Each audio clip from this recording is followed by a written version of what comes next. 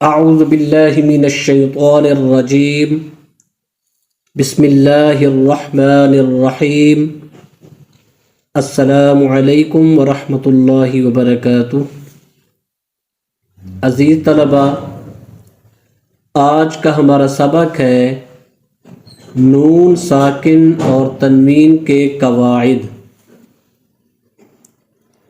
قاعدہ نمبر 1 ہے، اگر نون ساکن اور تنوین کے بعد حروف یرملون میں سے کوئی حرف آ جائے تو لام اور را میں بلا غنہ، جبکہ باقی 4 حروف میں غنہ کے ساتھ ادغام بھی کیا جائے گا، یعنی ملایا بھی جائے گا۔ میں مزید اس قاعدے کو سادہ الفاظ میں سمجھا دوں۔ اگر نون ساکن اور تنوین کے بعد 4 حروف یا میم، واو اور نون میں سے کوئی حرف آ جائے تو ملایا بھی جاتا ہے اور غنہ بھی کیا جاتا ہے، جبکہ لام اور را میں سے کوئی آ جائے تو صرف ملایا جاتا ہے، غنہ نہیں کیا جاتا۔ آئیے چند ایک مثالیں اس قاعدے سے ریلیٹڈ دیکھ لیتے ہیں تاکہ آپ کو قاعدے کی سمجھ آ جائے۔ تو لام اور را کی مثالیں سب سے پہلے ہم دیکھ لیتے ہیں۔ پہلے را کی مثال ہے مِن رَبِّکَ، مِن رَبِّکَ، یہاں نون ساکن کے بعد حرف را ہے تو یہاں پر صرف ملایا جائے گا، غنہ نہیں کیا جائے گا۔ لام کی مثال مِن لَدُنکَ۔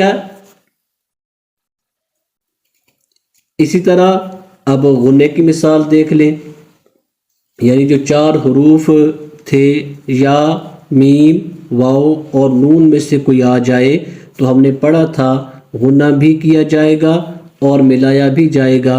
تو ایک مثال ہم اس کی بھی پڑھ لیتے ہیں، خَيْرًا يَرَهُ یا میوال۔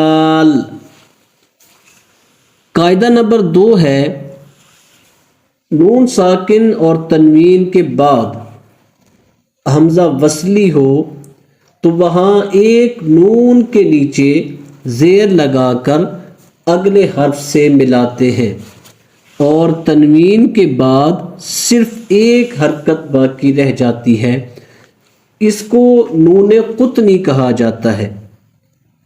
جیسے لُمَزَةٍ الَّذِي،